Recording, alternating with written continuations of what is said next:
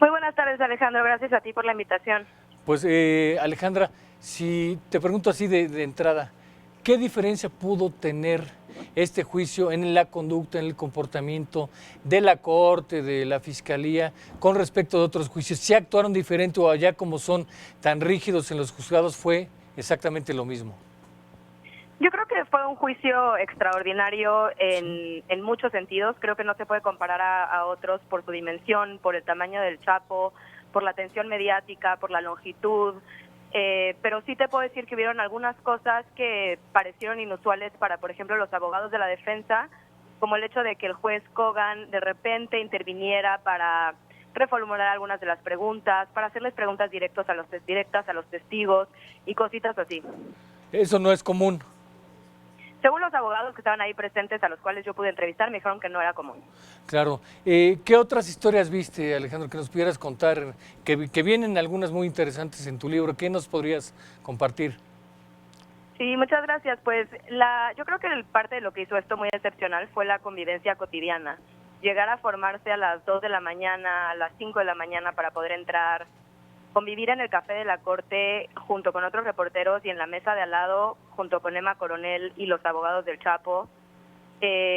Hablar con las intérpretes que estaban nerviosas por tener que traducir cómo los criminales habían decidido asesinar a gente hasta que les colgaba la cabeza.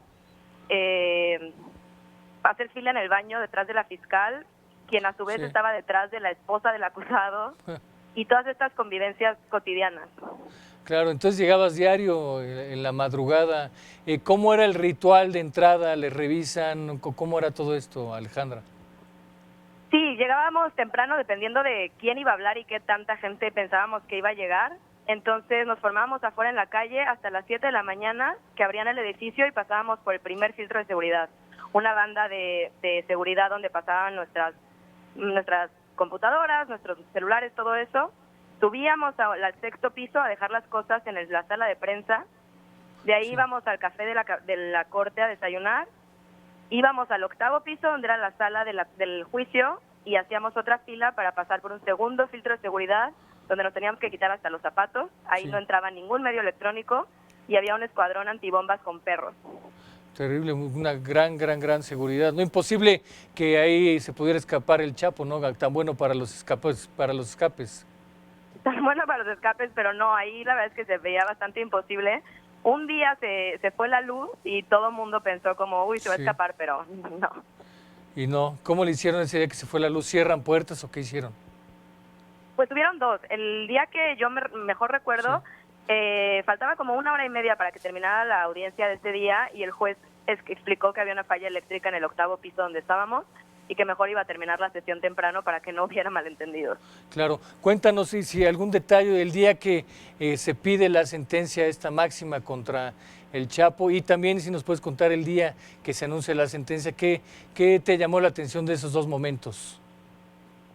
Sí, pues el primer momento cuando el jurado encuentra culpable al Chapo Guzmán de los 10 delitos en su contra, viene después viene al sexto día de deliberaciones por parte de ellos y pues es una espera tensísima, donde todos estamos esperando que en cualquier instante tengan una decisión y después de 6 días, lo cual es rarísimo, después de Sí, la cantidad pasmosa de evidencia que presentó la Fiscalía, fue impresionante que se tardaran tanto. Finalmente llegan con la noticia de que ya tienen un veredicto y todo el mundo se reúne en la sala, el Chapo se para, todo el mundo de pie, y el juez empieza a leer la decisión del jurado en inglés, entonces dice guilty, y se oyen los susurros de la intérprete al oído de Guzmán Loera en un silencio absoluto, sí, culpable, culpable, culpable, 10 veces.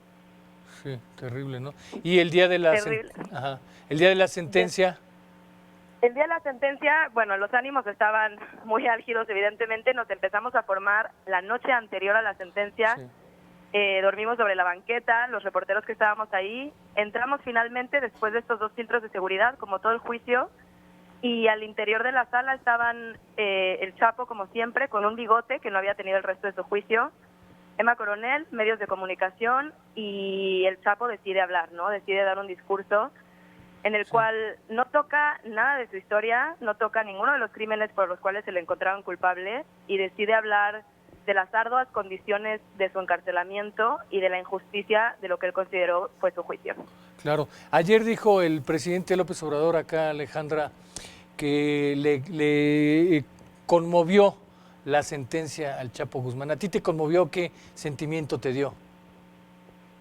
No diría que me conmovió, porque después de escuchar el caso de la Fiscalía con 30 años de evidencia de crímenes muy cruentos, no diría que me conmovió, pero sí es impresionante de cualquier manera ver a una persona que escucha que va a pasar el resto de su vida en una prisión de la más alta y máxima seguridad y saber que ya no hay nada que pueda hacer al respecto, ¿no? Entonces, no sé si diría conmovida, pero definitivamente es impresionante. Claro, casi como última pregunta, Alejandra, ¿cómo describes muy brevemente cómo va a ser esta prisión? ¿Cómo es donde está ya el Chapo Guzmán, donde va a pasar los últimos días de su vida? Es una prisión de máxima seguridad en el estado de Colorado, la llaman el Alcatraz de las Rocallosas, es donde están los criminales de más alta peligrosidad como los que bombardearon el maratón de Boston o el Luna Bomber, y hay una única ventana en la celda que da al cielo para que no pueda ubicar su celda dentro de la prisión. Entonces va a estar en aislamiento absoluto y una fuga sería mucho más complicada. Muy imposible, ¿no? Yo creo que sí. Sí.